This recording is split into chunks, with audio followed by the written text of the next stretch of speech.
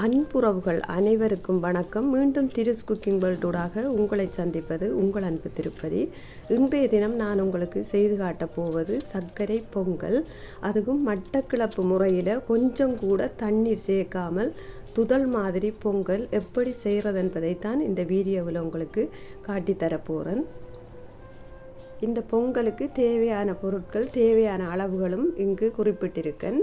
நான் எடுத்துக்கொள்ளுவது 1/2 கிலோ, அதாவது 500 கிராம் சிவப்பு பச்சை அரிசி, 500 கிராம் சர்க்கரை, 300 கிராம் பேரிச்சம்பழம், 50 கிராம் சீனி, அதே போல் 50 கிராம் தோல் நீக்கிய பயறு, 6 ஏலக்காய், 100 கிராம் கஜு அதாவது முந்திரி பருப்பு, அதே போல் 100 கிராம் உலர்ந்த திராட்சை ப்ளம்ஸ் 100 கிராம் எடுத்திருக்கேன். இதோட முக்கியமாக எடுத்துக்கொள்ள வேண்டிய பொருள் பால். அதாவது பால் கொஞ்சம் பெற்று கூடிய பாலாக இருக்க வேண்டும். நான் 3,8 பெற்று நிறைந்த பால் எடுத்திருக்கேன். இதோட 400 கிராம் டின் தேங்காய் பால் எடுத்திருக்கேன். அதோடு சேர்த்து கொஞ்சம் பசுனை, இந்த போத்தலில் பசுனை போட்டு வச்சுருக்கேன். இதில் கொஞ்சம் தான் நான் எடுக்க போகிறேன். இப்போ எப்படி செய்கிறது என்பதை பார்ப்போம். முதல்ல நான் பயறை வறுத்தெடுக்க போகிறேன். நல்ல பொன்னிறமாக வறுத்தெடுக்க வேண்டும். எரிய விடாமல் இலகுவான சூட்டில் வச்சு இந்த மாதிரி பொன்னிறமாக வறுத்தெடுக்க வேண்டும்.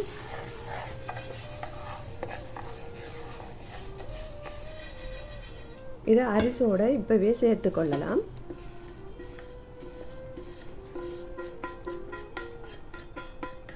திரும்பவும் இந்த சட்டியை வச்சு கொஞ்சமாக பசுனை சேர்த்து கஜுவை வறுத்தெடுக்க போகிறேன்.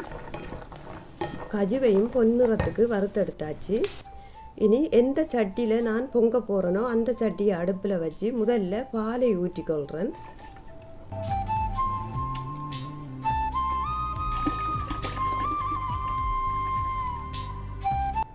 பாலை கொதிக்க விட்டுட்டு இப்போ நான் அரிசியும் பயறையும் சேர்த்து நல்லா கழுவி எடுக்க போகிறேன். 3-4 தடவை தண்ணீர் விட்டு கழுவி தண்ணீர் இல்லாமல் வடித்து வச்சுருக்கேன். பால் கொதி எழுப்பி கொண்டிருக்கு. நல்லா கொதித்ததுக்கு பிறகு தான் முதல்ல அரிசி சேர்த்து கொள்ள வேண்டும். பால் நல்லா கொதி எழுப்பிட்டு இந்த டைமில் தான் அரிசி சேர்த்து கொள்ள வேண்டும்.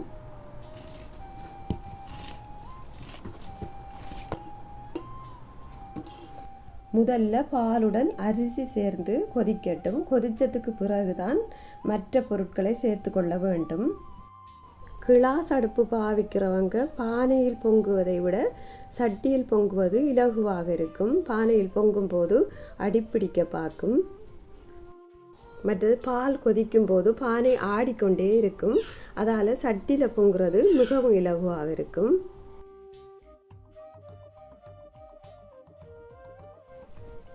பேரிச்சம்பழத்தின் பருப்பையும் நீக்கிக் கொள்ள போகிறேன்.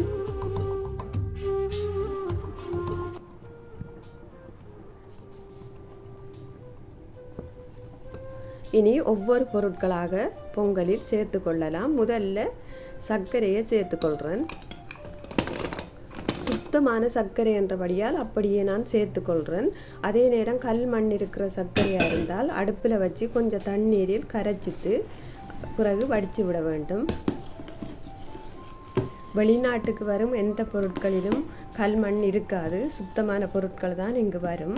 அதால் பயப்பட தேவையில்லை. இதோட உலர்ந்த திராட்சை பழத்தையும் சேர்த்துக்கொள்கிறேன்.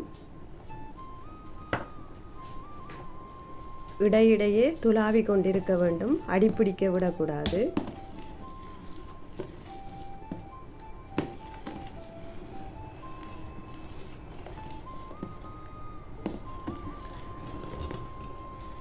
பேரிச்சம்பழத்தையும் சேர்த்துக்கொள்கிறேன்.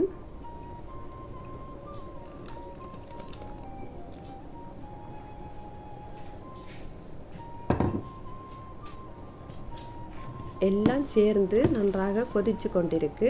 இப்போ நான் தேங்காய் பாலை சேர்த்து கொள்ள போகிறேன்.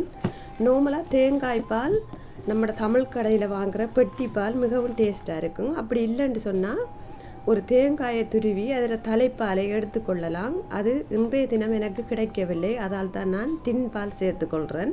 அதுவும் 250 மில்லி அளவுக்கு தான் சேர்த்துருக்கேன், 400 மில்லியையும் சேர்த்துக்கொள்ளவில்லை.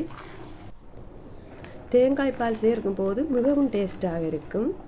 இதோட முந்திரி பருப்பையும் சேர்த்துக்கொள்கிறேன். மட்டக்கிளப்பில் பொங்கும் போது கொஞ்சம் கூட தண்ணீர் சேர்க்காமல் எருமை பாலில் தான் கூடுதலாக பொங்குவது. எருமை பால் கிடைக்கல என்று சொன்னால் பசுப்பால் அல்லது நிறைய தேங்காய் எடுத்து அதில் பால் பிழிந்தெடுத்தும் பொங்குவதுண்டு. நிறைய பேர் பொங்கும் போது தண்ணீரில் அரிசி அவிச்சிட்டு கொஞ்சமாக பால் விட்டு பொங்குவாங்க. உண்மையிலே எங்கட ஊரில் பொங்குறது கொஞ்சம் கூட தண்ணீர் சேர்க்காமல் பாலில் தான் பொங்கல் பொங்குறது.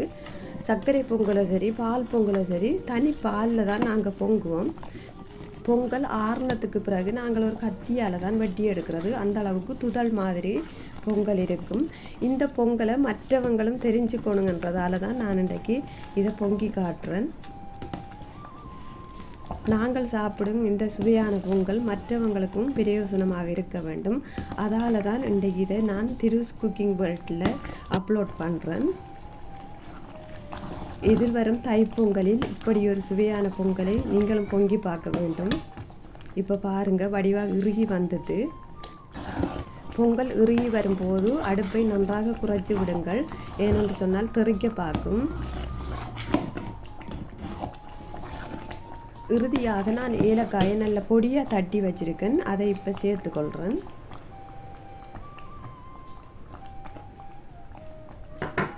அடுப்பை நல்லா குறைச்சி வச்சு இப்படியே நல்லா கிண்டி கொண்டே இருக்க வேண்டும். அப்போ தான் அடிப்பிடிக்காமல் இருக்கும்.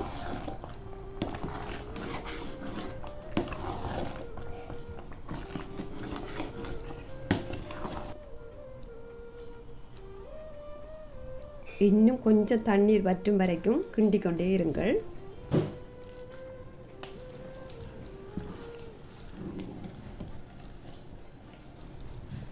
இப்போ பாருங்கள், பொங்கல் எவ்வளவு கட்டியாக வந்தது. இனி அடுப்பை ஃபுல்லாக நிப்பாட்டிட்டு பொங்கலை நேர்படுத்திட்டு மூடி விட போகிறேன். இந்த மாதிரி நேர்படுத்தி விடுங்க. கருமூடியால் மூடக்கூடாது, ஒரு வெளியே ஆவி வராத ஒரு சட்டியால் மூட வேண்டும்.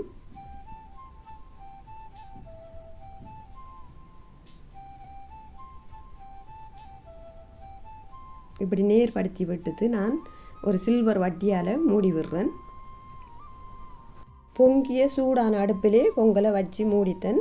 1 மணி நேரம் கழித்து திறந்து பார்க்குறேன். இப்படி இருக்குது பொங்கல். இப்போ பாருங்கள் பொங்கல் எப்படி இருக்குண்டு. சட்டியோட வச்சாலும் கொஞ்சம் நேரம் கழித்து கத்தியால் துதல் மாதிரி வெட்டி எடுக்கலாம். நான் இந்த வட்டிலேயே நேர்படுத்தி விட்டு உங்களுக்கு வெட்டி காட்ட போகிறேன்.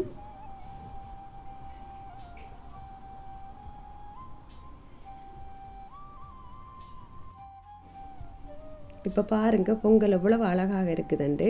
இதை நான் இப்போ நேர்படுத்தி விட்டு உங்களுக்கு துதல் மாதிரி வெட்டி காட்ட போகிறேன். நேர்படுத்தி விட்டு 2 மணி நேரம் ஆற விட போகிறேன். 2 மணி நேரத்துக்கு பிறகு பொங்கல் இப்படி இருக்குது. இதை நான் மறுபுறமாக திருப்பித்து வெட்டி எடுக்க போகிறேன். இந்த மாதிரி துதல் மாதிரி பொங்கல் நீங்களும் எதிர்வரும் தைப்பொங்கலுக்கு நிச்சயமாக செய்து பாருங்கள், சூப்பராக இருக்கும். இந்த பொங்கலை பார்க்கும் எனது அன்பு உறவுகள் அனைவருக்கும் முன்கூட்டிய தைப்பொங்கல் வாழ்த்துக்களை தெரிவித்து கொண்டு இந்த பொங்கல் சம்பந்தமான கருத்துக்களை கமெண்ட் பண்ணுங்கள், லைக் பண்ணுங்கள், ஷேர் பண்ணுங்கள், மறக்காமல் சப்ஸ்கிரைப் பண்ணுங்கள். அப்போ தான் நான் போடுற வீடியோ உங்களுக்கு உடனுக்குடன் பார்க்கக்கூடிய மாதிரி இருக்கும். மீண்டும் இன்னும் ஒரு சமையல் குறிப்புடன் உங்களை சந்திக்கும் வரை உங்களிடமிருந்து விடைபெற்று செல்வது உங்கள் அன்பு திருப்பதி. நன்றி, வணக்கம்.